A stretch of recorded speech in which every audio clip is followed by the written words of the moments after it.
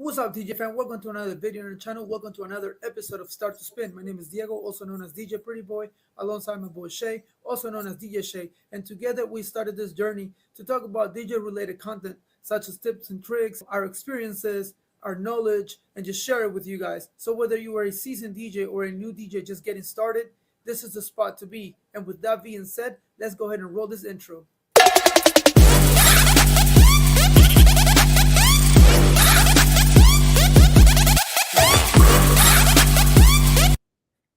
Yo. Oh, bro, you're muted. First stream of 2025. There we go. Of course. Okay, rewind. Excellent. Yeah, what's up, guys? Welcome to another video, another episode of Start to Spin. You already know we're here making it happen. And today we are talking about, again, this is a topic that we touched base before, but now that actually Shay had a bad experience, I'm gonna let him talk about wedding coordinator or wedding planners, and then we're gonna go from there. We also want to talk about the new and which is trending right now, which are the column arrays, and right now it has been going up in TikTok too, but more like in YouTube with big DJs talking about them and so on. So we'll go one by one. Let's go ahead and talk about the wedding planners, and from after that, we'll go ahead and talk about speakers. So go ahead, Shay. Yeah, that sounds good. Yeah, and if anyone jumps in ahead of time and then we switch to the columns, that's totally fine too, because I know that's a hot topic. But basically, we've talked about event planners, and like we've talked about, having a good event planner is really key for us. But I had an experience where, what happens when you have a bad event planner. And I've never, so far, maybe I've just been lucky. I've never had like a bad event planner. I've always had event planners that I feel like I can, if I have one, I can rely on them, and then I can kind of offload to them, stuff like the timeline, stuff like making sure that people are ready, people are following the timeline. But in this case, I had a bad planner, which made it so that I had to do basically double the work, because I had to kind of do her job plus my job, especially when it came to what people that were coming up next for a speech or a performance or something like that.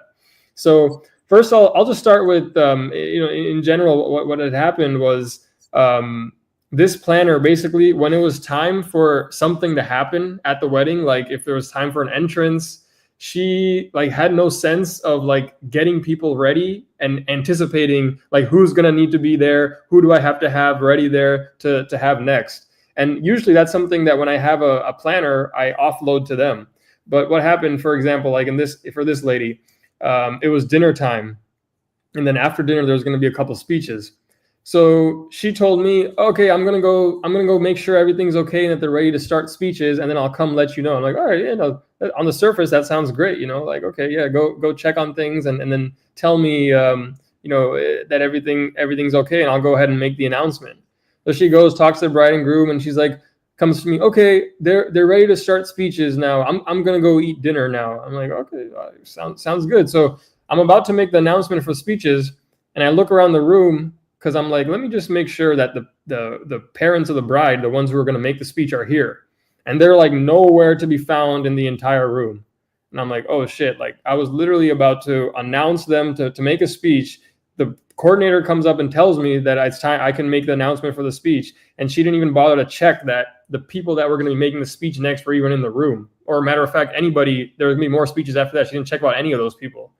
So I go, I start walking around the venue looking for the father of the bride, and then I find him 20 minutes later, going to the bathroom, and he's like, "Oh, I didn't even know I was supposed to give a speech.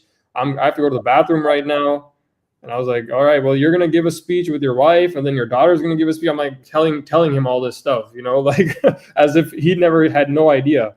And you'd think the basic wedding planner, right? What's your job on the day of is to literally make sure stuff like this happens, make sure that people that know what's next, they know what's next. And sometimes, when you're starting out, you're the DJ, you might make those mistakes where you might make that announcement before something's ready, but you quickly learn like, okay, before I make an announcement, before speeches, I have to go check with those people, make sure that they're ready to give the speech, make sure they know they're giving a speech. And it was like this every step of the way. Then even like there was going to be a performance, they'd hired specific performers to come in. And then I made an announcement, I mean, I didn't make an announcement because by now I had already learned that this lady like probably has no idea what she's doing. So during one of the ongoing performances, I go up to her. I'm like, hey, like those professional dancers, like they're next. Are they like ready to go? Are they here? Are they ready to go? And she's like, oh yeah, they should be outside. They should be outside. I'm like, okay, well, I'm going to go check to make sure they're there. I opened the door to the hallway, like nobody's there. And like their dance is on next.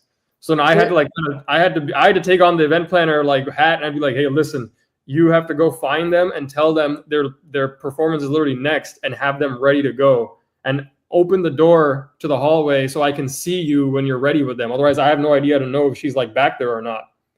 And so she went scrambling, all flustered, and went and got them. Luckily, I only had to delay for a few seconds.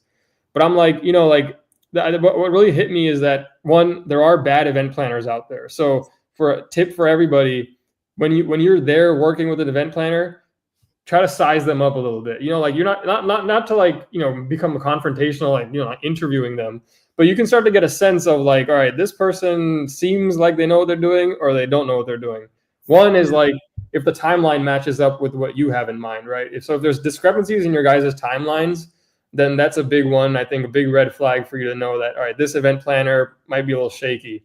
Two is what their composure is. A red flag for me is in the beginning during cocktail hour, this lady was all sweating and talking all frantically. Is this the cocktail hour is just starting? And I'm like chill. And she's, like I said, we were talking beforehand, but coordinator is supposed to be like a quarterback. It's supposed to be chill. They're supposed to be like composed and calm, ready for this thing to happen. So if your coordinator is freaking out and starts sweating and like looking all frantic, it's like that's a really big red flag and be ready to like step in and take over if you need to. And then yeah, I think those are two big ones that I saw in this event. And the way that I went about it was like I didn't like get mad at her or like tell her like, hey, like, why aren't you doing your job or whatever. I was just, everything she would tell me, I would just be like, okay, I'm just gonna check myself. I would go an extra step and just verify before I do exactly what she says. So like she came up to me to say do the speeches. Then I take the step. I'm like, all right, let me make sure these people are ready. Let me go talk to them myself. Even though she may have already done that, I'm gonna do that because I can't trust this person. At the end of the day, if you make an announcement, it's gonna be on you. If something's not ready. So just do that extra step. Like trust what they're saying, listen to what they're saying, and then just do that extra step and verify it. Have that conversation. Make sure the right people are lined up. Make sure everybody knows before you start like a segment of the program. Whether it's gonna be like first dance speech, make sure everybody knows that order, the people that are participating in it, because especially if you don't know if your coordinators has done that, you're the one that's going to look bad at the end. So do you have any like red flags that you look for from a bad experience with a coordinator? I had some couple of, I don't want to, they're not bad coordinators. I gotta think. Process yeah, right. That's the thing, but I think that goes to show, like most of the time we have good experiences with them. Yeah, it's like, rare. It's rare that you get like really. And they might. And I don't think like saying bad. Like it's not like bad. Like they're like getting drunk and like passed out or like something like dramatic like that. It's things like this that are like. Yeah, at the end of the night, she's like, "Oh, everything went great. She sent an email. It was great working with everybody. Everything was great." But then I'm like, "Yo, like this, all these mess ups were happening, and like, luckily we're a team, right? So we like, we work together, we save it. But these are like basic coordinator things that you would expect coordinators to be able to do. So in that sense, it's like it's bad, but it's not like bad as if like the coordinator starting fights or something like that, like dramatic stuff like that. It's just like these things that seem small but are like super important in how the whole party's going. So in general, that's the thing. I didn't have ever a bad experience. Like if a coordinator comes up and tells me, hey, they're ready for the speeches, I'm like, all right, coordinator, talk to everybody, talk to the people that are up next. That's literally their job. So I in the past, I usually just go with it, and I just do it. You know, I don't take a second step before this experience to like verify it. But you know, maybe from now on, I will, just to be safe. So basically, pretty much, let me like flip a little bit. I'm gonna tell you what I do when I get to an event with that a coordinator is involved. Because majority of my events, I want to say like 40% of my events, they don't have a coordinator. Yeah. We just do it between the clients and myself. I create the timeline. Pee Wee and I handle the whole thing. Obviously, you know, the setup of whatever they're setting up, whatever, that's not on me. They always have people setting up, like friends and family. But when it comes to like the timeline, it's on me, and then I present that to Pee Wee, and then, you know, we discuss it and whatever, and we handle it. But the other 60% where they do actually have a wedding planner, the first thing I do is when I get to the venue, I see who that person is, and I gotta check the temperature. I gotta see where she at. So Yeah. we start talking, and based on how she talks, and like, you know, because you can tell when someone's confident on what they're doing, and that is huge. If that person projects the confidence, then it's much easier for us to just, you know, ease off and let them do their job. Yeah. But Hey, what's up? What's up, TBM Productions? What's up, man? He's in the house. See you in a minute. I watch your videos on your the DJ Roundtable show, but yeah. This is Buddy from. I didn't realize. Yeah, what's up, dude? Yeah, I love the Roundtable, man. Welcome to Start to Spin. The Start to Spin, man. Thursdays. Yo, buddy, we would love to have you in one of our episodes. Yeah, the OG. Yeah, man. You're welcome anytime. Just let us know, man. We'll love to have you here. Well, okay, back to it. So I do talk to them, you know, feel the temperature, like I said before, and I do tell them, okay, this is my timeline. This is the one you have. Make sure, even though they send it to me, I want to make sure, because, you know, there could be like last minute changes right as I'm driving over there. So I do ask, is this our the same timeline? If we have the same timeline, we're good. And then I tell her, please make sure that when speeches come, everyone knows that they're going after the other person. Make sure also that I want everyone in order. Obviously, Pee Wee goes, and before he announces, he makes sure that everybody is, you know, in line and everybody's ready to go. But it's always good for the coordinator to have that done already, or at least give a guide to the people that are going to be involved in that portion of the event, so they already know. And when you're calling their name, they're not in the bathroom or, you know, doing whatever, or they ease off on the drinks, and they're not too drunk before. They're getting in the zone, dude. Like some people, like speaking some is people need to get in, some people need to get in the zone. It takes about a couple of minutes or so to like prepare yourself to be in the zone to speak. So yeah, I do have. And now that I'm talking about, I do remember one event planner. I met her at the beginning of the event. Once the event started, I never saw her again. So until the event was over, that she came back to me and she was like, "You guys did amazing. You guys handled like perfect." And then in my head, I mean, I said thank you, but in my head I was like, "Where the hell was you?" You know what I'm saying? Like, where were you? Yeah, see, that's an example. You know, it's like, it's not like something bad happened, but it's like what was that? At least in that one, they were just gone. So you're just like, all right, this is on me now. I gotta just do it as if no one's here. You know? Yeah, but the thing is that, you know, us as a DJs, we already have enough on our plate to worry about somebody else's. And most likely, sometimes, not every time, but most likely, event planners are getting paid more than we are. Oh yeah. Like, yeah, we're running their show. That's what I'm saying, man. I'm like, what are you getting paid for? Like, I'm doing your job. And like I'm saying, I love what I do, and I do it with all the love. So it doesn't bother me at all. But at the same time, I'm like, yeah, but, you know, like, where were you? Yeah. Totally. So yeah, I mean, it's crazy at times. That's what made me like with this event planner when she was like, "Oh yeah, they're ready for the speeches now. So now that it's just speeches and then dance floor, I'm gonna go eat dinner." And I'm like, "All right, like yeah, like sounds good. Like okay, if you set everything up, like yeah, everything's good. Like so, I'm like expecting, all right, she got all the ducks in a row, and all right, go eat dinner now. Like I'll take over from here." But then as soon as I look, I'm like, yo, nobody knows their speech is up. I'm like, she's gone. She's eating dinner now in the corner somewhere. I didn't even see her after that.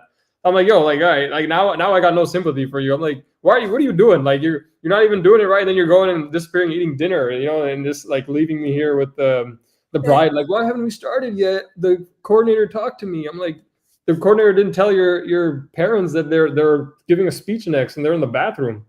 And that is another thing why I always say that it's good to have someone else with you at your events.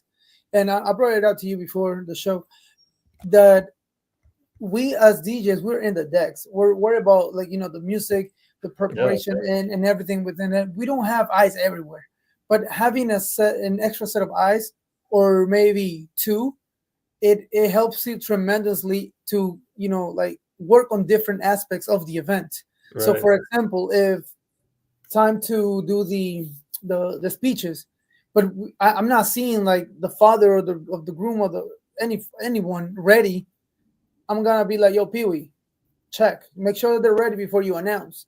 Yeah. If it's just him and I, then Pee-wee is going. But if it's him, myself, and maybe Big Red or somebody else that I bring with me, I have that person handling that. That way Pee-wee just worries about whatever he has to say, and then I'm still in my zone. Yeah, so sure, it's always good to have help in there, because sometimes your wedding planner, it's no help. It's gonna be no help. And that's what like I realized is like when all right, it's just me, there's no wedding planner. Going into it, you have that mindset that I need to make sure all these things, like you have to do it. This is the problem, is when you have a wedding planner you can't rely on, you might like I went into it thinking, all right, the wedding planner is gonna take care of this stuff, and I don't have to have that on my mind. I can delegate that. But now I'm like, so I had delegated that to her in my mind, but then it's like oh shit, I actually gonna have to do all this stuff on top of all the other stuff that I thought I was gonna have to do, originally. So then it's like, then it becomes unexpected. It's worse. It's kind of better when you if you go in with the mindset that like, yeah, I'm gonna be doing all this stuff. What was really bad is that you start second guessing everything that goes throughout the event. And once you do that, something is bound to go wrong. Yeah, because you're second guessing yourself. Yeah, and it says you're not in the moment either. So like, even like you're emceeing or whatever, you're like you're thinking, you're more concerned with like, all right, what's next that I have to make sure, rather than thinking about that present moment. Yeah. And so that wedding, dude, when it finally got to the dance floor, it felt like such a relief. Like you always feel like that at weddings, but like at this one specifically, it was like, whew, like dance floor time. Now is just like, all those like little things are done. I don't have to rely on anyone. Like it's just me and like the board now, and I don't have to like. I kid you not. You don't know the stress relief that I get once open dance floor happens. Before that, I'm like, I feel so much stress in me because like the first dance, dancing on the cloud, like all these things that we have to worry about. But right when the open dance floor hits, I feel like the whole world just like left my body, like, whoop. And then I just go in the zone, and I just started like playing around with the music, making sure that they they're enjoying it. But yeah, it takes a toll on yourself when you don't have that help from someone that's supposed to be helping. Yeah, exactly. And like, communication. Yes.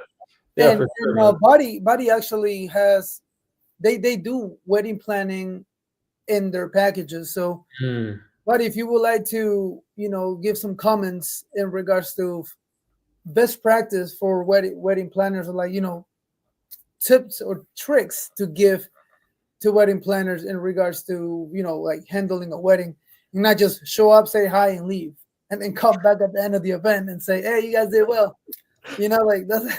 Those are crazy. Yeah, I mean, I think it's like that's like stuff that's like common sense, but yeah, exactly. Like just over communicate it. And then, like I said, I think that the key is just like you can trust what they're saying, but then just verify it yourself. Like especially at the beginning, if you're getting red flags from them, like, all right, they're saying, okay, it's time for speeches. Okay, I'm gonna go and just make sure that the people that know they're giving speeches actually know. All right. Oh, it's time for entrances. Let me make sure that people are lined up the exact way that I had in mind. But and even though the planner tells me, yeah, everyone's like ready to go, blah blah blah blah. But he says have a lot of Zoom meetings. Yeah, dude. I think you know what. But with the planners, I never had a Zoom meeting with a planner beforehand. I don't know if you did. Yeah, I never did that. I've never had a Zoom meeting with a planner. I've always like spoke to them on like via email, but I've never had a Zoom meeting with a planner. Yeah, I talked to a planner. I talked to a planner on the phone once, but it was mainly like just getting to know each other kind of a thing. I think she was just wanting to make sure I was like a normal person. But yeah, I never had like a Zoom meeting with a planner. That's interesting. I wonder, like, do you in your experience, is that something that the planner initiates or the DJ initiates or should initiate? Because I haven't done that. I've been okay, it says do it that way you're on the same page. Like now that you brought the question up, I don't think it matters whether the planner or you as a DJ want to initiate it, as long as it gets initiated. And if you take the initiative, that's a lot of initiative. But if you take the initiative to contact the wedding planner, then 9 times out of 10 they're gonna say yes, let's go ahead and have a meeting. 15 to 30 minutes meeting maybe should be sufficient to get something going, and have an understanding. Also getting to know the person before you meet at the venue and have that connection already. So it's huge. It could be huge. Yeah, and then Buddy's saying actually they initiate it if Tracy is not the main planner. That's good, man. I'm gonna try that out because especially like I have actually a guy I've been in touch with, and he's saying the planner is telling him to ask me this, ask me that. But I'm like, I haven't heard from the planner though. I'm like, yo, then let me talk to this planner. Then I should ask. That's it. That's what I do on my initial calls with my clients. I ask them, are we working with the event planner, or are you guys doing this yourselves? If they say that they are working with an event planner, I do tell them, please give them my information or give me their information so I can get in contact with them and have a discussion in regards to like everything that's going on, because her or that person and I need to be on the same page. Yeah. We can't have a third. You do that. Do you do that like before they book you, or this is after you're booked? No, that's before I book. Like I said, I always, with every single client that wants to do a quince or a wedding, I always have like a 30-minute meeting, like I guess like a startup call meeting, and to check the vibe. If I feel like I can, give them what they want, then I'll take the event. But if it's something that I feel like I can't fulfill, I tell them straight up, look, this job it's not for me. I'm not the right DJ for you. Again, and I've said this in almost every single all of the shows. I say this in all of my videos. I'm not just gonna be, or I'm not just not gonna take an event just to make money. Yeah, that's not why I do this. I do this because I love it and I want to do it right. But if I don't feel like I can fulfill your needs, I'm not gonna take it. I'd rather give it to somebody else that will. That's interesting. Yeah, and Buddy said the same thing. He said, "Get it from them," which I'm assuming he means get it straight from the event planner. The game of telephone. Yeah, so you hear it through the client. The client's telling you something else. The event planner told them. I like that. I have this, like, literally I have a client right now who's like, we're gotten to the contract phase, but he's like, I'm gonna send this your contract to my event planner, and this event planner has already like asked me a bunch of questions through the client, like leading up to this. So yeah, I think definitely if I like, if they're like the event planner has these questions and he writes them, I'll just say like, hey, like, I'd love to talk to them directly, and because I've never done that until I've gotten booked, but I think that's a good idea. Because all these things, like, I think things get misinterpreted too. Like, I'm like, I don't know if the event planner would like ask you this. That'd be kind of surprising. Or like if they did, then maybe I'd be like, yo, this event planner, something seems off. This one's another important one. See, Buddy says that they have a meeting a month before the wedding with the couple and the planner. I've never had a meeting with everyone. Never. Oh, really? I've done. That's usually when I'd like talk to them if I did. But you know what? It won't be with the people that do the day of coordinating. It'll be for those people that do like the 3 month or like the full package. Those Yeah. people will be on the meetings, but not like day of coordinator only. Like No, they just they, show up. they just show up on the day of exactly. And this Yeah. one, this one that I had a bad experience with was a day of one. So personally, with me, I've never had a meeting with the clients, the wedding planner, and myself. I usually have meetings with the client directly, and with Mm. the planners, I always talk to them like on the phone or via email. But I've never spoke to them. But that's a good idea to like bring it up or add it to your arsenal.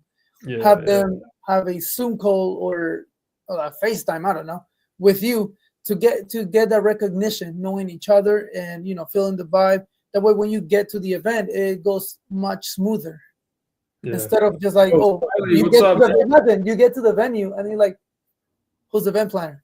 There's like 3, 4, 5 different people in there, and you don't know who's the event planner because they all dress the same. They all black pants and a black t-shirt, Yeah, and everybody's doing something. So yeah. Smiley, what's up, man? it was good. We're back, man. So we go over everything. We also have a couple of proof of music. Yeah, like you said with the pre-meeting. And Smiley said, "Shoot, we did a wedding last Saturday. Class booked us Thursday. Oh, damn! 2 days before the event was a wedding. We winged it, but the event planner came in clutch. Yeah, that's awesome, man. That's Worked when great. that's when you work with a good event planner. Yeah. You know, No, someone but that knows usually that's the thing. Usually until this one, I've always had good experiences, man. Because the event planners are like, I don't know. I've usually, but you know what? I think the big difference is when you work for an event planner that works for the company versus the event planner like who's come like a solo op, or like a partnership or something. Like it's like when it's one of us, it's like you're working with a solo op guy versus somebody who's just like the employee of a big company. of a You get company. a difference. Yeah, I mean, I've worked with both, but experience-wise, I've only had that one weird one that I saw her. Yeah, it was just She show up. she came back at the end of the show. So, Wow, I buddy said you have a 2 hour meeting. That's intense, man. 2 hour meeting. Whoa.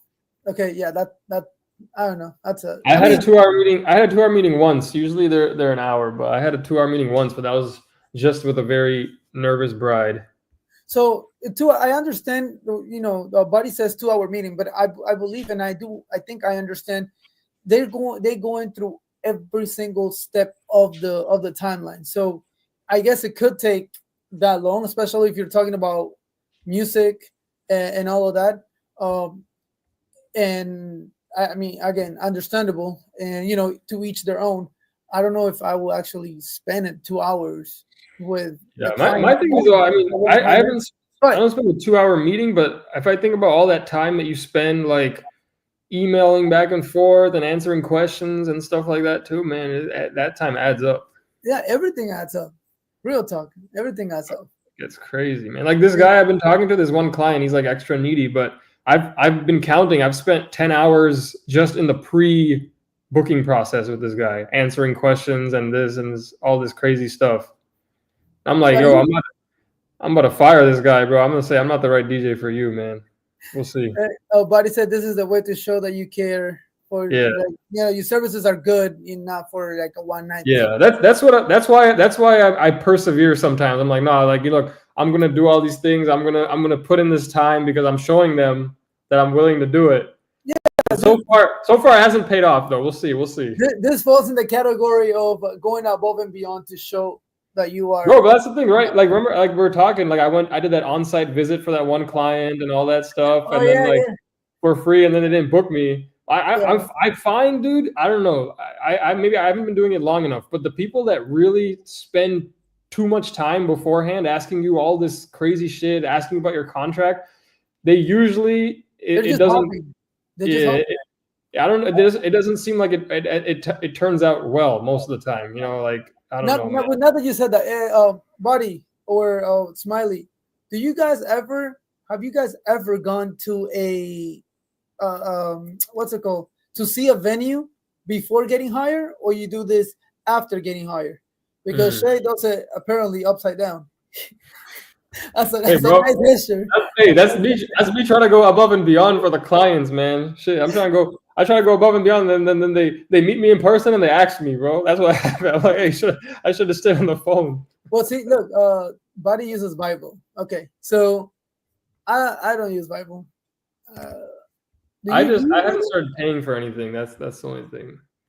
Oh, you haven't paid for it? I give them a Google Doc, and then I let them update that, and I keep I stay. That's what I do too. I use Word, Excel, and PowerPoint, as you can see, to the best of my abilities, being an IT person.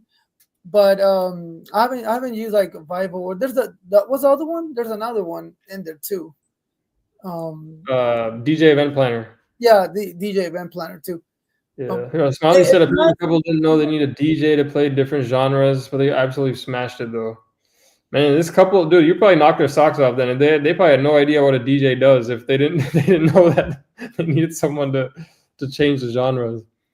Yeah. Oh, one thing I want to ask about the reviews. It helps with the reviews. I've been worried, like clients have you ever gotten a client that reviewed you based on your like pre-process, like not after working with you? Because honestly, I'm worried with this super needy guy that like if I say no, right? If I'm like I can't change this, or I can't change this in my contract, etc. They kind of just draw the line somewhere. I'm worried these people could write like a bad review. Has that ever happened to you guys? Not to me. I mean, I don't. I'm not gonna blow my own horn or whatever, but thank God till this day I haven't had a bad review. And in Google you can't block them. Like they put it there. There's nothing you can do. In my website, you can filter them out. I don't do it. Whatever. If I get a bad review, well, it is what it is. But at the end of the day, you do the best you can for the clients and also for your business. And if you do it with love, if you do this with love and you don't see it just as like money wise, everything's gonna go well. Right. Everything's gonna well. And then there's always gonna be, like huddles in between the road. But with the experience that we have gained throughout these years, we should be able to maneuver around it or figure it out at least and come out and winning at the end of the day. Yeah, we'll see how this goes. I'll keep you updated. Maybe the next one, because I don't know. This guy gives me some red flags that I'm dealing with right now. But let's see. Smiley said, "No, we don't go to check out the venue. We usually Google it and look at venue pics." Yeah, but one thing about that though, pictures are deceiving. Some venues look small and they're huge. Some look huge and they're small. Yeah. On pictures. Like there's majority of venues don't have a 3D. Yeah, the buddy said Google is great. He loves the tours of the venues. It helps, but then a walkthrough at the meeting so the couple knows. Wait, what? Love the tours of venues. It helps. Oh yeah, so doing a walkthrough when you do the meeting with the planner. So, but Buddy's saying that he does walkthroughs only when he's already hired, not before. At the meeting, yeah. I mean, which makes sense because like you can go above and beyond after you get hired, not before. I'm trying to go above and beyond all aspects, bro. It's just burning me, man. It's getting burned. One thing I don't know. This is a completely different topic, but I do think there's this like psychology thing, or there's some aspect to when you just do everything the client asks you. Like you say yes to everything. You're super nice. You're super responsive. They feel more like they can like take advantage of you. I think there's some psychology. I don't know where to draw the line because I go above and beyond. I try to make everything work. If they ask me to change something, I try to change something. I try not to change the price, etc. But then I think people end up taking advantage of you. And I'm trying to find where to draw that line of like, I'm trying to be a nice, helpful DJ versus I'm trying not to be taken advantage of and then fall victim to like these really kind of like people that are trying to find some vendors to take advantage of, basically. Yeah. So again, it all depends on what needs to be changed, what needs to be added. You gotta take all of these things in consideration. You can't just because you wanna be, a good or make them feel like you're a really good DJ, and you're just gonna say yes to everything they want. No, it doesn't make sense. For example, let's say that let's say that I give you my Nimbus, right? My Dancing on the Cloud. You just want to be nice, and they're like, oh, can I have the Dancing on the Cloud? Well, that takes ice, and dry ice is not cheap. Yeah. Then you have to carry the damn thing. You have to spend time filling the damn thing, and then you need someone to be pouring the ice, making sure that you have to wear gloves. So there's too much things that goes into it for you to just be like, oh yeah, no, I'm just gonna give it to you for free, just because I'm trying to be a nice DJ and trying to get a good review. Things like that. That's when you're like, yeah, you can have it, but it's going to be $350, $500, however you want. But if it's something like, hey, could you please change this song for this song? Well, that takes you 1 minute. Yeah. It's not, that like, oh yeah, don't worry, I can do it. Or can we change this for this or do this and within the time frame, of course. Yeah, we can do it. But like the Indian wedding that I did, remember that they wanted me to change 2 songs literally an hour before the event. Like that's crazy. You can't do that to a DJ like that. The mix was already done. Already had it preset. But and for you to come and tell me just because you guys didn't learn the dance, you want me to change it as we are setting everything up? Yeah. That happens, dude. That's the thing. Yeah. So that's the thing. Like, it's hard, man. And some people, I mean, that's the thing. Sometimes you can't help it, dude. Some people, if you say no to them for something, they'll oh, you're the worst. Like who knows what people are dealing with up here. When you're dealing with people, you say no to someone, they may freak out on you, but you just have to know that, like, hey, like, I had, this is something that I had to stand up for myself for, and then just be okay with it. But I think Buddy said here, after you have the contract, so that's when he does the walkthrough. He said after you have the contract, the customer is the boss. That's interesting. I agree, man. After you have the contract, things are different. After you have after you get a contract, the customer is the boss, but the boss is not always right. I'm sorry, but the boss is not always right. There's gonna be times when you, as a DJ, have to set your foot down and be like, no, not like this. We can do it like this because it's better. Because as a client, they want it, they picturing it one way and one way only. But you need to, with the experience that we have, we can offer different options with almost the same result, if not a better result for what they think they had, because they only know it one way. We know it different ways.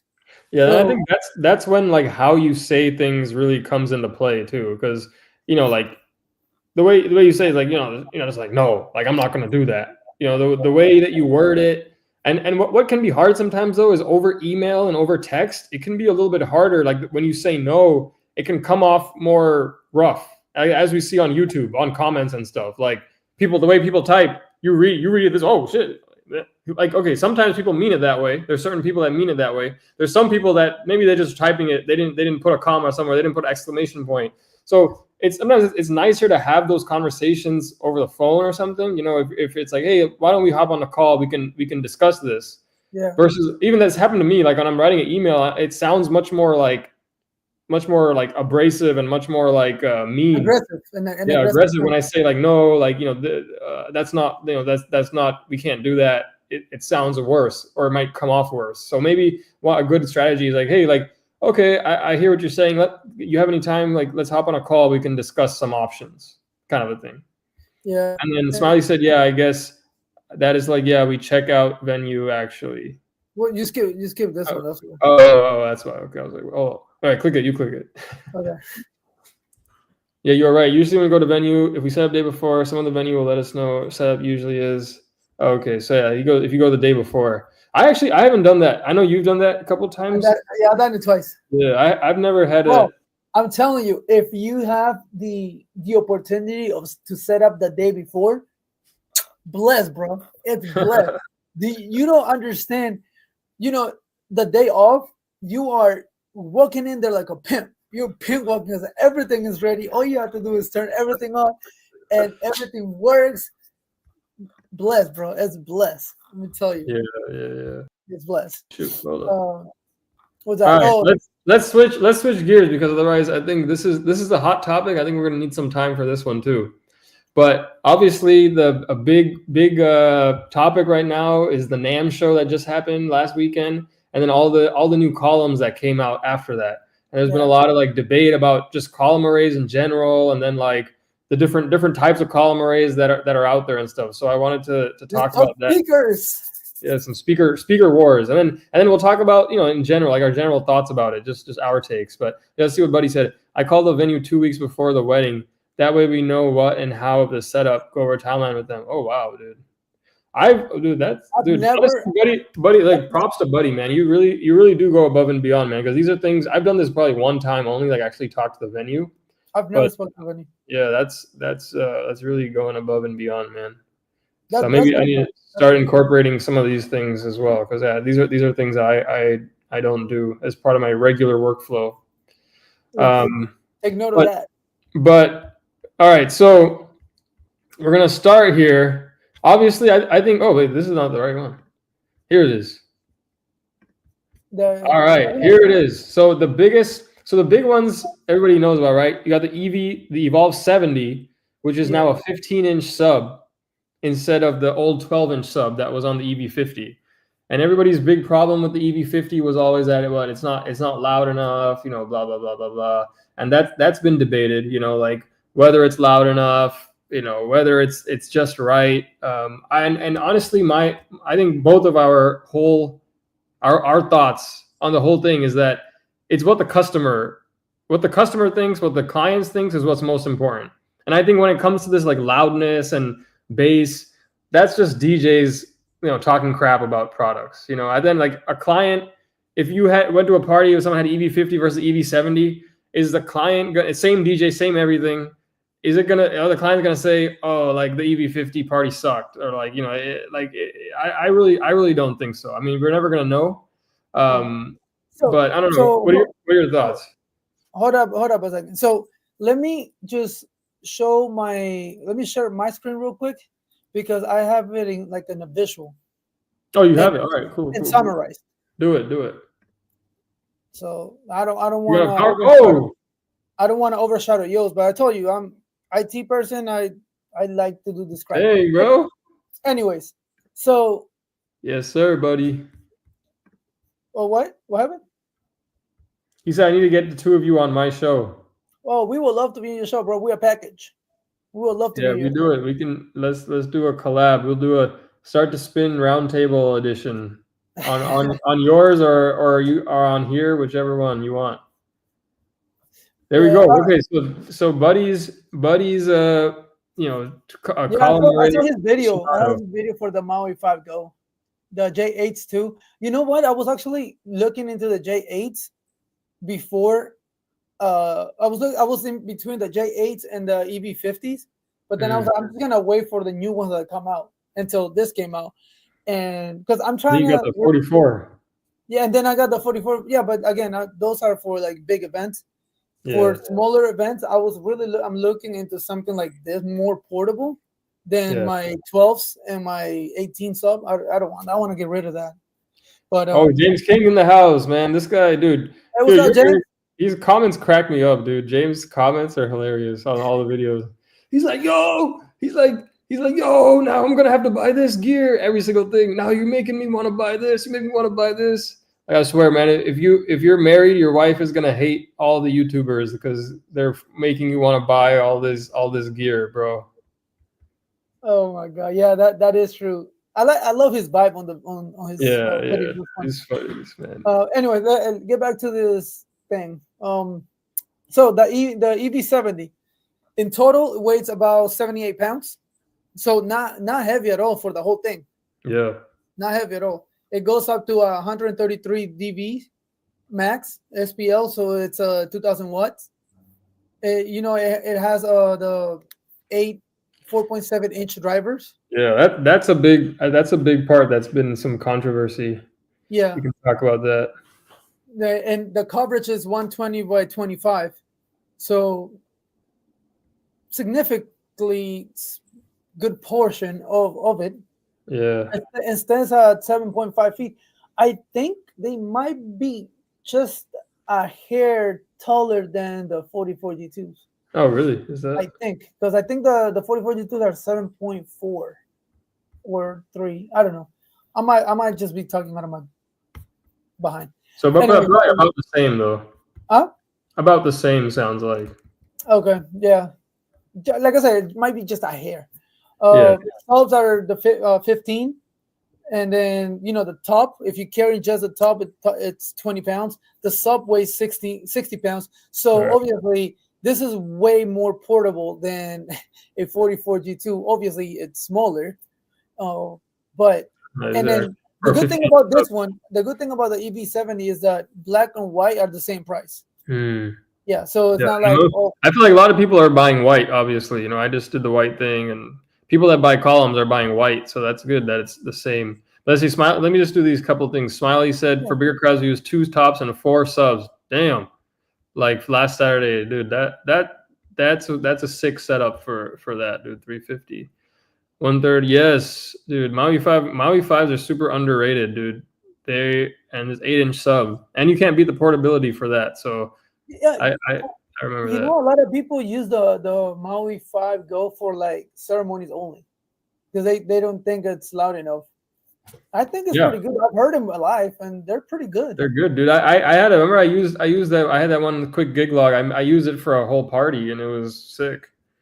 Is that how my wife knows what's up? You only DJ, yeah, man. Hey, as long as you're not going negative, you just you can justify it. Use the money and just buy more gear and sell the old stuff.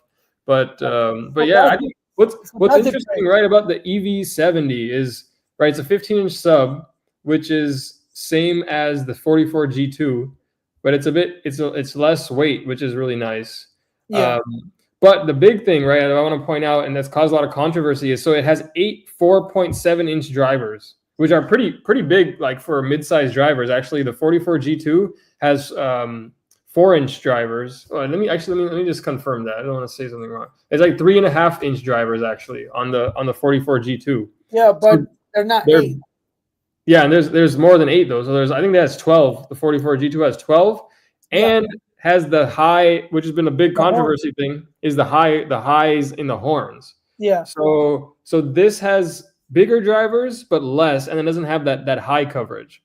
Yeah. So this one pretty much is like a two-dimensional one, and then the Maui 44s are 3. So Maui 44, yeah. 3. It has 4. I have the thing up here. So I have it pulled up. It has 4 half-inch like high horns, which this is mainly the Nick Spinelli video. The horns are what really let your voice kind of cut through during the music. Yeah. But then it's true. Like, all right, if you want your voice to cut through the music, just turn the music down a little bit, say what you need to say, and then turn it back up again. You could do that. You could do that as well. So at the end of the day, it's like, all right, this if you want something that's more portable, right? It's less weight than the G2. You still get a 15-inch sub. But then maybe I think you are going to take a hit on the sound because yes, in theory you have the high drivers, right?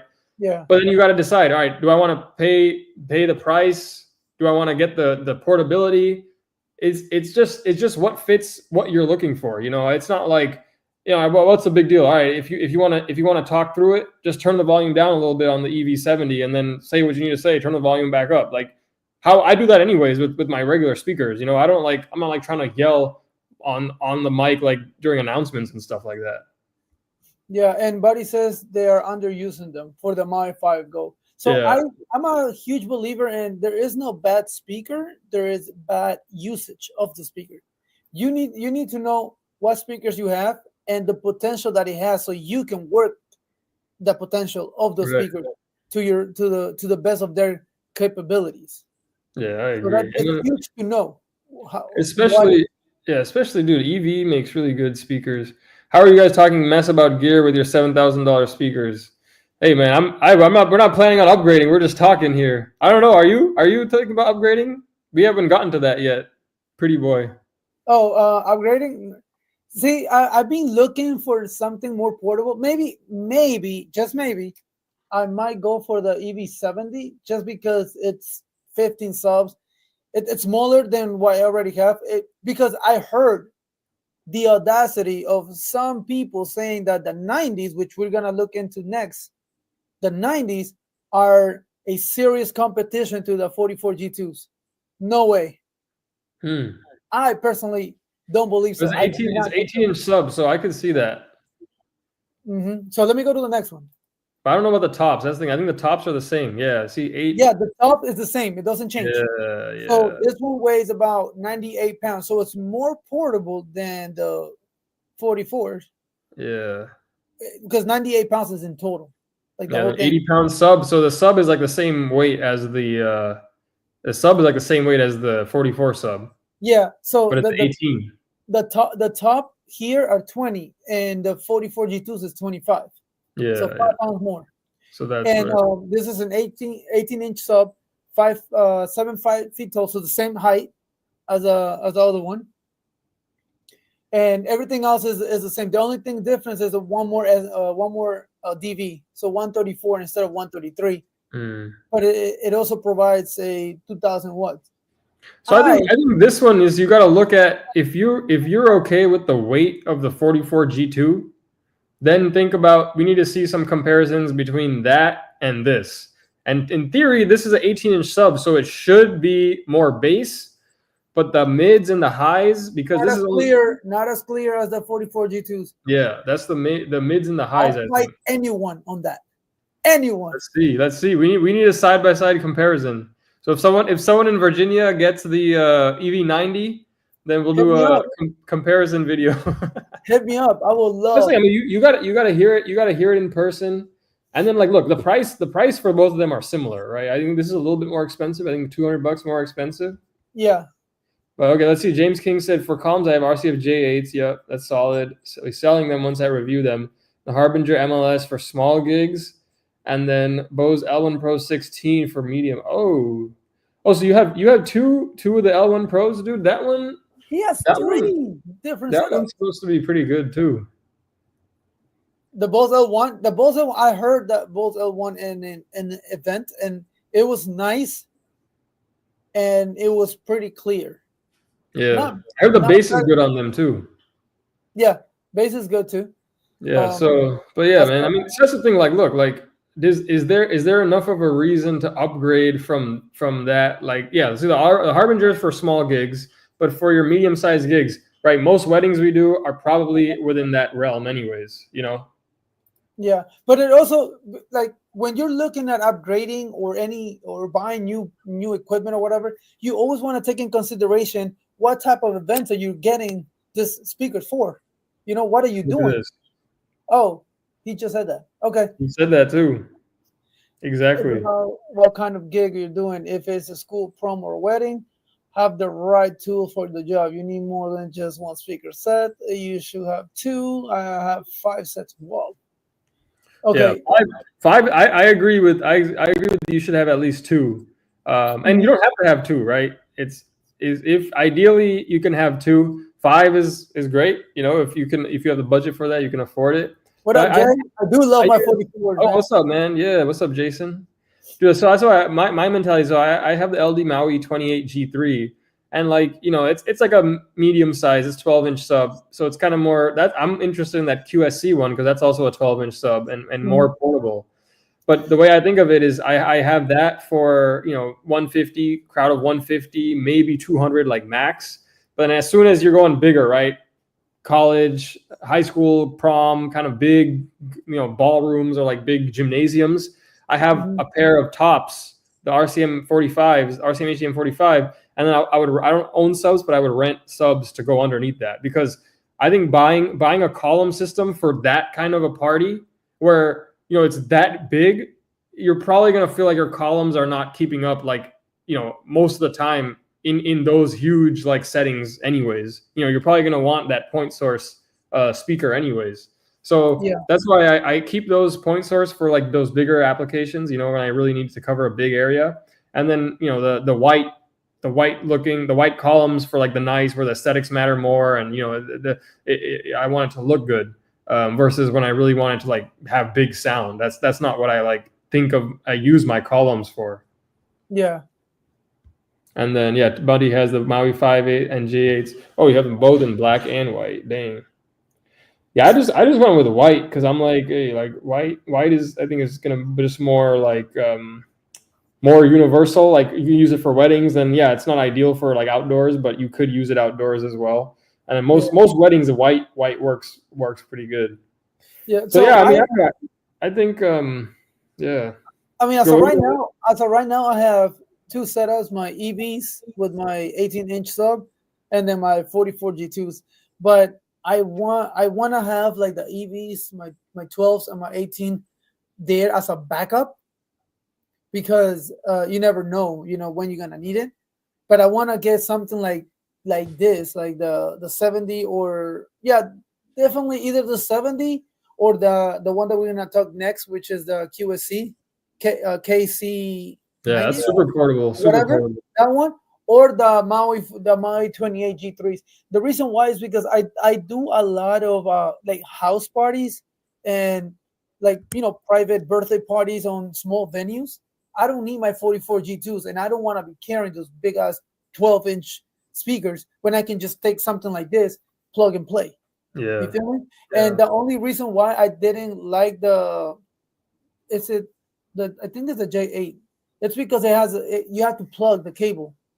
I don't like that. Same thing with the E-Box. This one is just like three things. Boom, boom, yeah, boom. That's nicer. And this one's, you can make them short. Right there, if you see, it's the tall version. You take the middle part out, and then you have a short version of it. So that's James King said that L1 Pro 16 has the best bass hands down. Yeah, I've heard of that too, and better than the EV50 and J8. But Danny has the 44 G2. Nothing compares to them. Yeah, yep, and exactly. They're just too heavy and bulky. That's the same thing for me, man. They're just too heavy for me. I'm like, if I have to carry them by myself, obviously they sound the best, but that's the reason I went with the smaller LD28 G3, just because of the size. And then Jason, I got the 28 G3s before all this stuff came out. So he got the baby brother of mine. Yeah, I got the baby brother. No, I got the you call it baby brother, I guess. Yeah, it's like the baby brother. Yeah, he's like the baby brother. I like it so far, but I would say the main comparison for that is going to be against the QSC, which we're going to talk about. Yep, exactly. And then let me just get James' comment here. Over 200 people, I use the two LD ICOA 12-inch tops with 18 sub. They're amazing speakers for the price. Yeah, exactly, man. I think when you start getting to that higher, I mean, with the 44 G2 or like one of these bigger columns, you could cover that for sure, and you could feel confident covering that. But at that point, you got that many people. It's like, do you want to have a system just for that, or do you want to just go with your traditional point source as well? So I think that those are both great options. But this is the good one, man. Sorry, you're gonna say something? No, I just want to say I think 200 will be the max I will use the 44 G2s for. Oh, really? It's pushing it. Oh, really? Yeah. That's interesting. Yeah, because then we also got to take in consideration the size of the venue.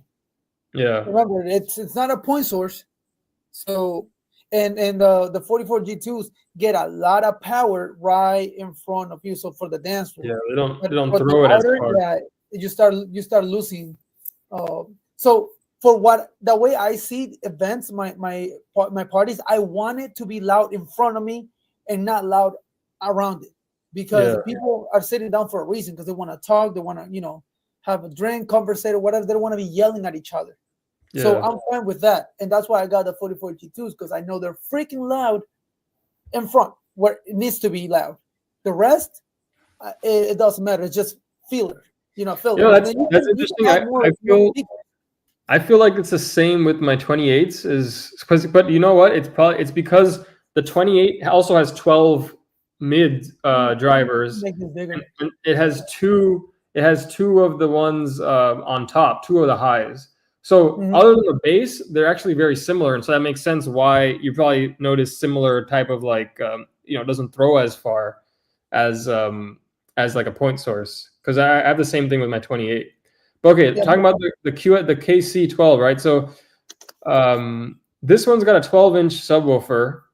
It's got two 4-inch mid-range drivers, one 1-inch high-frequency one, and then 7 feet. Everything else, you could read, and it's 132 SPL, etc. But that's the stuff I want to focus on. What did you say? It is 60 pounds in total. Yeah, so it's way lighter. It's way lighter too. And I have it in the two settings here, like the short version and the tall version. And Yeah, the good thing about this one is that, let's say if you are on top of a stage or whatever, you can cut the middle part, just have it like this, and since the speaker's already tilt, perfect. You know?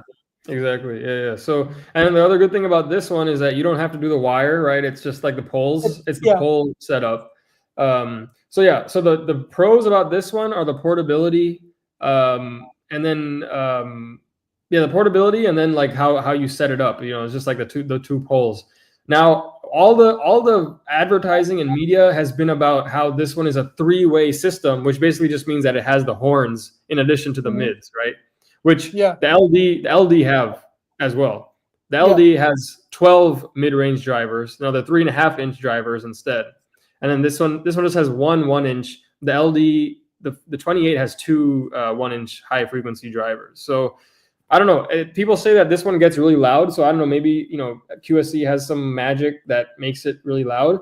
But in terms of just the number of speakers that come in this versus the LD has a total number of speakers in it. And I don't know. Yeah, until you hear it side by side, there's no way to know. I feel like this one might be louder, but the other one is gonna have a better coverage. So that's why I don't know. That's the thing. But based on this, right? It's like if a lot of this drama that's happening on YouTube is because of the whole debate about the EV is not a three-way speaker versus the QSC is a three-way speaker. Well, it's not being brought up, but the LDs are also three-way. Yeah. How much that matters, it does. Do people, are clients going to notice the difference between a three-way and a two-way column array? No, probably not. Just decrease the volume if you feel like they can't hear you. Decrease the volume of your music when you talk if you have the EVs. But if you're doing an apples to apples comparison of this and the LD, right? This gives you a lot better portability, which the LD, like the sub itself, weighs like 50 pounds, and then the tops weigh like 25 pounds together. So this is way lighter. No, well, this is cheaper than this isn't cheaper than the G3. It's cheaper than the 44 G2 though, for sure. Oh, way cheaper. The 44 G2 is like 3,000. 3K. Bro, okay. If you guys want the LD Maui 28 G3s, I got two of them for 2,900 brand new from Hollywood DJ. Two. Okay. Two in white. Two in white for 2,900. Yeah. So price wise, these are at 2,100 for the white ones. So you can get the LDs, and I'm sure these are new, right? So the price is gonna be like MSRP.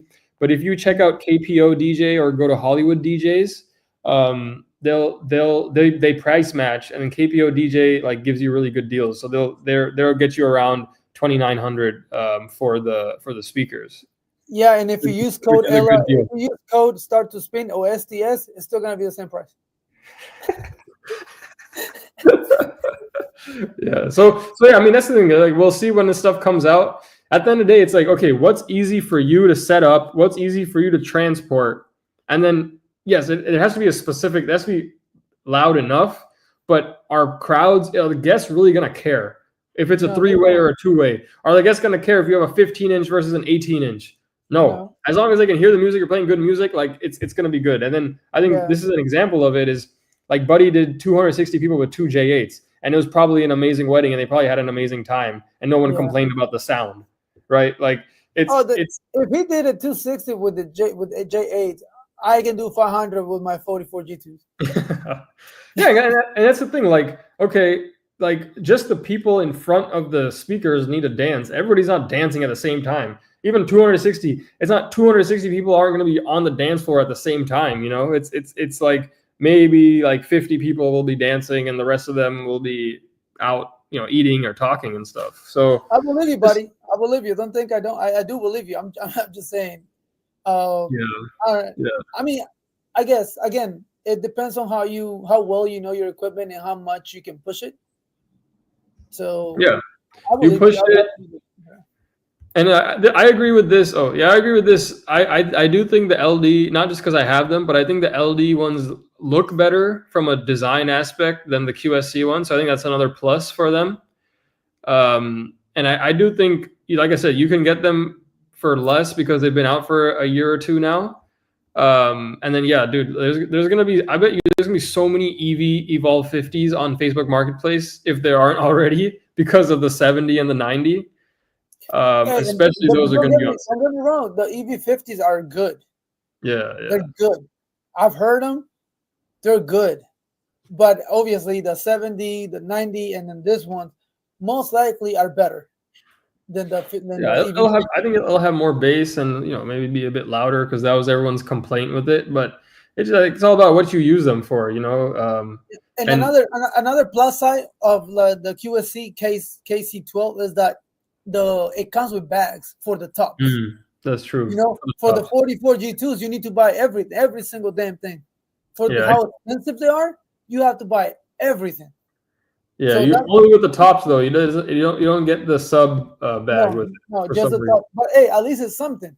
Yeah, it's something. Better than the 44 G2s. Yeah, the G2s. You already. These aren't the comparison. But for you, Diego, right? If you're looking for a smaller column, then I think like this is a good option for you. The KC12 or the 28, or then even the EV50, bro. Used EV50 on Marketplace or something. You find a good deal on one. That'd be a good option. Yeah, I don't know. I might look into either the 70s. It's because I really like the fact that you don't use cables. I like that. But there's no cables. There's no cables in any of these, though. No, I was gonna. But I was gonna say, like, I was thinking about the J8s or the Evox 12s. You use cables for that. Like that's one thing that got me away from it. The least cables I can use, the better. Same. I'm also looking into battery power moving heads because I don't want to use cables anymore. The more battery power I can be, the better. Obviously, you want to have backups for everything, but definitely I want to make sure that battery powered everything as much as I can. That's why I think the Evox 12 probably sounds the best. I haven't heard it, but from what everybody's saying, like for these 15-inch speakers, like that 60-pound sub kind of thing, the Evox 12 sounds really good. But it has that cable in the back, and then it doesn't look as nice as some of the other options. So that's the thing. Yeah, the cable is easy to hide. Yeah, but I think, like you're saying, it's not so much about hiding. It's more about just it's not about hiding. It's just having an extra cord. Like that's aesthetically wise. The 44 G2s or the 28s, they just aesthetically look nicer. Like nice. Well, I think that's like when you're choosing. Yeah, when you're choosing a new one, if you already have it, it's like, are you going to upgrade because you have to plug in a cable? Like, it's not worth it. Are the people really going to care? Oh, that DJ has a cable back there. People don't care. It's more like when you're like choosing which one to buy, you have options. Then it's like choose. When your music is good, your music selection is good, and you make them have a great time, they don't care about your speaker or what you're using. But if you suck, they care about everything, and they take pictures and they put you on blast on the DJ ugly setups or whatever. That's why just pick the one that works best for your portability, like for you to set up and break down, and then for your budget too. If you're getting a great deal on one of them and it's you can set it up and break it down, like go with that one. James King said, I rocked the 50s for 4 years when they first came out. Oh, damn. They were good speakers. I wouldn't mind a pair in white. I find them cheap. Yeah. Yeah, I mean, at this point, I don't care which ones I use. I just want something that is boop, boop, and ready to go. Instead of the tripod and then putting the 12s and too much, man. I just want something much simpler. Smiley says, people have been asking us for pics of our setups, and they've been booking us based on our setup. Yeah. Nice. And see, Smiley doesn't have columns, right? Smiley, you guys, the traditional like point source with the with like the lighting trees and stuff like that. So people still, I think he even used passive speakers. yeah. So that's, but people but I think, I don't know, like if people are they booking you based on the setup, or are they booking you like, all right, setup looks good, but maybe it's not that. They're booking you based on your skills plus, all right, the setup looks decent, you know? Setup is complementary to what your skills are. Right. You know, if your setup is amazing, but you suck, then it doesn't matter. It's like for guys, it's like having a model as a girlfriend, but shit in the head. It's pointless. You don't want that. You know? You got the white setup, but then your music sucks. Yeah. So I'm sure some of it is what they've heard about you, or they whatever mixes they've heard they like, and they're like, all right, the setup works too. Yep. I think this is a good summary. Is what works for you, and all these speakers, they all look good. They're all gonna sound clear. Mm-hmm. And then pick which one works for you. Pick which one works for the price. Pick which one works based on like how much you can carry and how much you can manage and fit in your car, and go with that one. Yeah. Because at the end of the day, because like the 70, the 90, and this one, the QSC, they're kind of similar, and also looking wise. The only difference is that the EVs are like the speakers, the top part are longer, the other one's shorter. But at the end of the day, is what you can afford, and like portability. But the most important thing is which one you like looking wise, because you also go based more. It's like, oh, I really like this ones. They look nice. Obviously, the specs and all of that, it's important, but I really like this ones because I think it's gonna look nice. Yeah. That's just how. I agree, dude. And Smiley says Saturday's wedding and never saw his DJ, just asked for a pic and booked. Man, you're gonna have to show us. You're gonna have to show us this pic, bro. Which pic you sent them, because it must have been either it was a really good pic, or then it was a 2-day turnaround, so they're probably desperate too. It was either the pic or it was you. They liked you or the picture. One of them. So you gotta send us. Maybe we'll do another review. Remember that setup review video of everyone's. People send us their setups and we can review them. Oh yeah, we should do that again. That was fun. Smiley's down, because Smiley's submission on that one had the big yellow cable and stuff. So I think this one sounds a little better. That one, I know he didn't. Yeah, you definitely did send that one, bro. With the old TV, the huge ass subs, reviews, details on a hard sell, and looks. I like that. I like that summary right there. Not a hard sell, and looks is what sells your service. Yep. I want to see. Yeah, we want to see it. So yeah, maybe if not next time, one of these times we'll do another one of those. Because I got a new setup now too that we can talk about, and I have a new submission to our setup review video. He said, "Oh nah, wait, let me. Oh nah, laugh. That one." Yes, we gotta see one by Smiley then, not the other guy. Yes, Smiley. If you're gonna send us one that you did, not the one that. Well, we did one, right? That one was good. The one from the no, it was artist. The one from the party. Like the cables were like hanging everywhere. No. I'm talking about. Remember, we showed one from his the party where the artist came and performed. Oh yeah. So that one was from far away. But yeah, maybe we'll see. Maybe not next time. But maybe the time after that we'll do another. And then anyone that wants, we can submit your pictures and we can rate them again. That was fun. Yeah, you can submit your pictures to us, and then we'll rate them, and we'll talk about them and have fun with it. I mean, you guys seen my setup, so yeah, the evolution.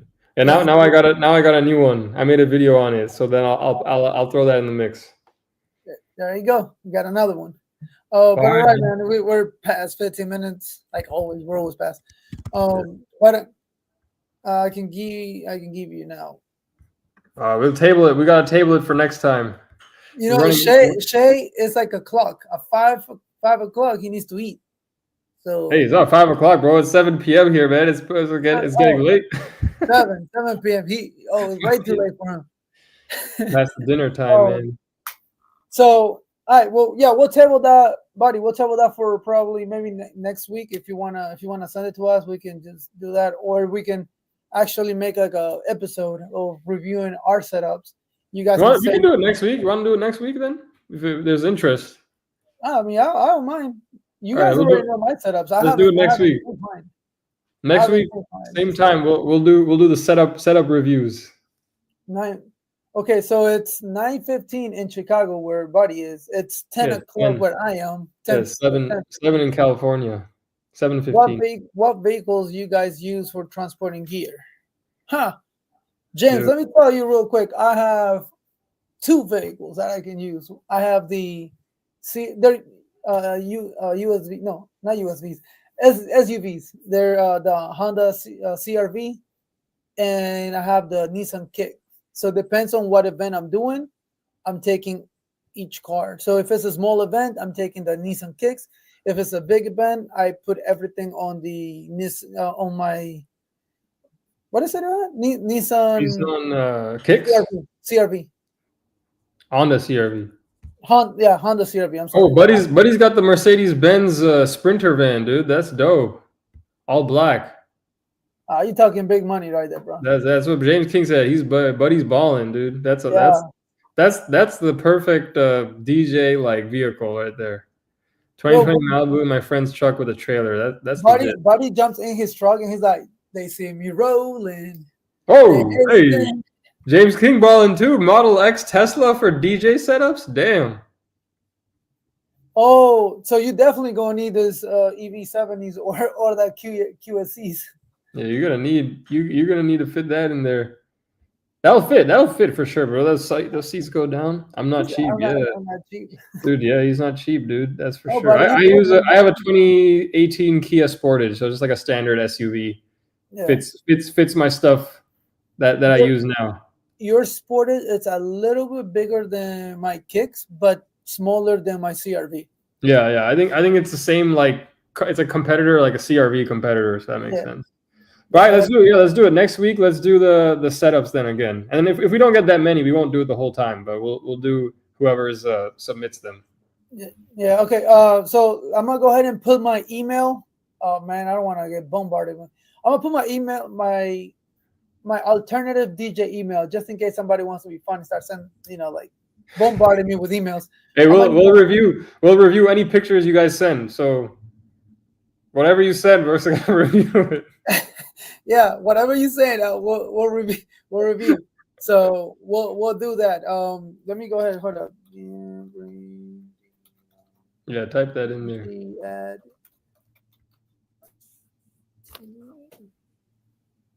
IG, yeah, IG works. That works too. Pretty boy. Hey, are there two Y's on boy? Is that right, or did you type that? Yeah. So funny thing about that, it's my wife went to El Salvador to get my business cards. When I had my name was like DJ Pretty Boy.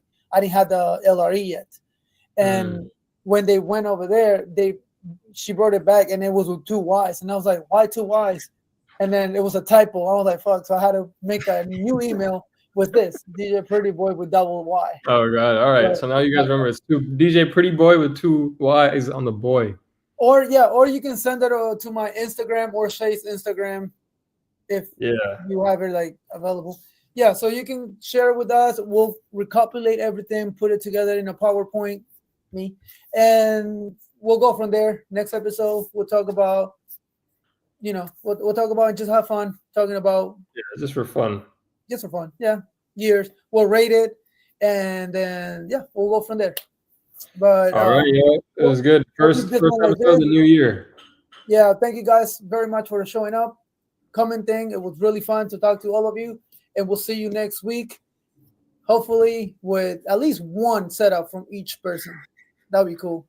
Yeah, just one setup in general will be good too. Yeah, at least one. It'd be cool. All right, guys, you have a good one. Stay blessed. I'll see you in the next one. Peace. Peace.